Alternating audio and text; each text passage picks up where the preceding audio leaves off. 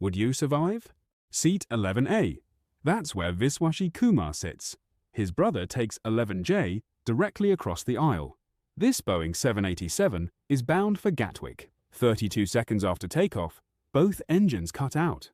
The plane crashes into a hospital compound. 260 people die. One walks away.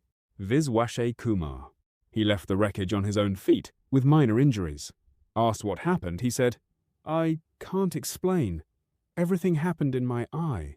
When a plane crash has just one survivor, everyone wants to know the same thing. Why them? Was it the seat? The row? The section?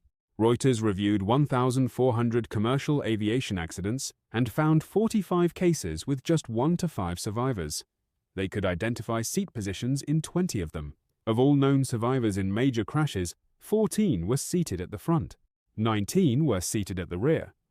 Time magazine ran a similar analysis.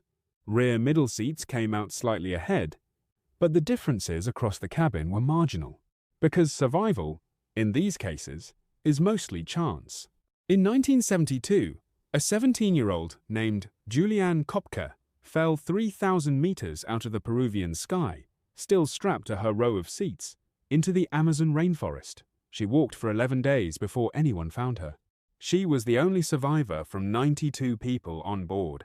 Yumi Ochiai was a flight attendant, off-duty, seated in row 56 of Japan Airlines Flight 123, the deadliest single-aircraft disaster in history. 520 died. Yumi and 3 others survived, all in the rear section. All left on a mountain overnight because rescue teams assumed nobody made it. And then there's James Polhinky, first officer on Comair Flight 5191. He and the captain took off from the wrong runway. Everyone died, everyone except Polhinky.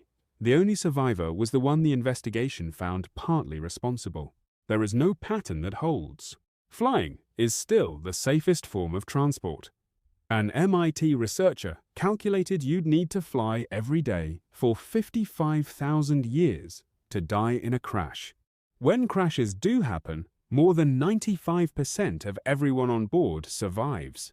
But these stories stay with us. Polhinky's apology to the families, Juliane walking out of the jungle alone, Yumi listening to screams on a mountain that slowly went quiet.